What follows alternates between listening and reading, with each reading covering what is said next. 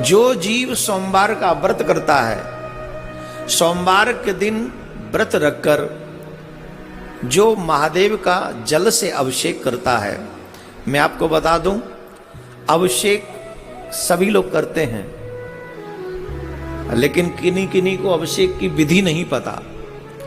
अपने घर में रोग को मिटाने के लिए अगर आप महादेव का अभिषेक करें, जो कि यहां चल रहा है, रोग को मिटाने की एक विधि है। जब महादेव का अभिषेक करें तो कुश के साथ, कुशा के साथ, कुश के जल से, तो कुश के जल से का मतलब हो गया कि उस जो जल आप चढ़ा रहे हैं उस जल में कहीं ना कहीं कुश का स्पर्श हुआ हो, कुशा का। तो जो कुशा के जल से महादेव का अभिषेक करते हैं, उनके घर से, उनके जीवन से बीमारियां भाग जाती हैं। इसीलिए यहां पर जो रुद्र अभिषेक हो रहा है वो कुशा के जल से अभिषेक हो रहा है कि जो जो लोग इसमें जुड़े हुए हैं उनके जीवन से, उनके घर से स्पेशली कोरोना नाम की बीमारी भाग जाए। इसीलिए यहां पर ये रुद्र अभिषेक करवा रहे हैं, उस विधि के साथ करवा रहे हैं। तो जो लोग सोमवार का व्रत रखते हैं, सोमवार के व्रत रखने वाले महानुभावों को इस बात का ध्यान रखना चाहिए कि महादेव का अभिषेक बिना कुछ खाए, बिना जल ग्रहण किए, आजकल बुरी आदत है उठते ही चाय पी लेते हैं। जब आप नियमों का अतिक्रमण करते हैं तो वो फल आपको नहीं मिलता जो आपको मिलना चाहिए। प्रत्येक व्रती को, मतलब जो लोग व्रत रखते हैं, उनको पूर्णतः नियमों का पालन करना चाहिए। जब आप व्रत हैं तो बिना स्नान किए आप चाय पानी नहीं ले सकते, पूजा किए बगैर नहीं ले सकते।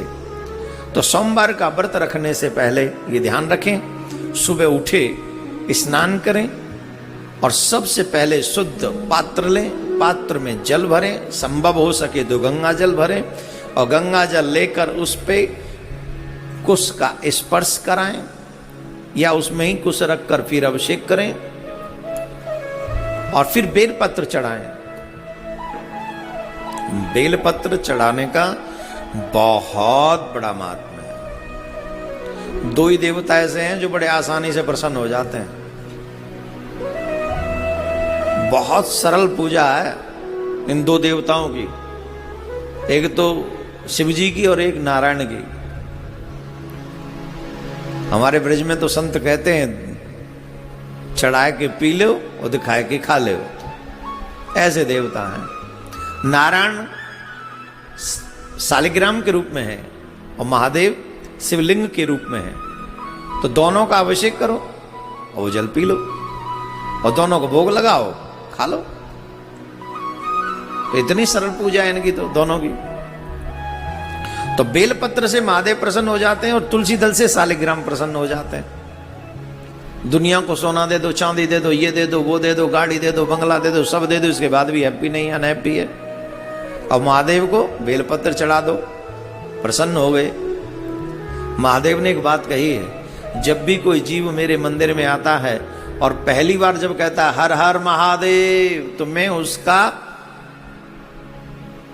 उसका हो जाता हूं। एक बार कहने पर हर हर महादेव मैं उसका हो जाता हूं, और जब 3 बार बोल देता है तो मैं ऋणी हो जाता हूं उसका। इतनी जल्दी महादेव प्रसन्न होते हैं, इतनी शीघ्रता से महादेव भूत भावन विश्वनाथ महाकालेश्वर प्रसन्न हो जाते हैं। और यही बात भगवान श्री कृष्ण के ऊपर भी है। और राम और कृष्ण और भोले में कोई अंतर मत समझना।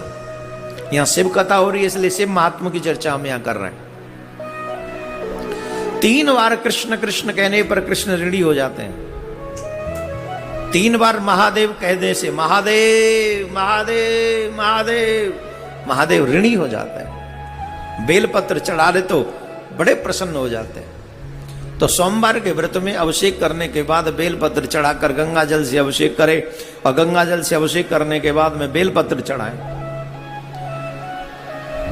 और संभव हो सके तो कुछ न खाएं, जल पी लें। और अगर लगे कि हम नहीं रह सकते तो फल खाएं, ज्यादा नहीं व्रत में खाना चाहिए। और ज्यादा से ज्यादा इसी मंत्र का जाप करना चाहिए, ओम नमः शिवाय। इस मंत्र का जाप करने से हम उतने पाप कर नहीं सकते जितना ये पापों को नष्ट करने में सक्षम है। ये मंत्र हम कर ही नहीं सकते एक जीवन में। वो हम कथा बताएंगे आपको अभी कि कितने कितने पापी शिव कथा ने तारे। अभी हम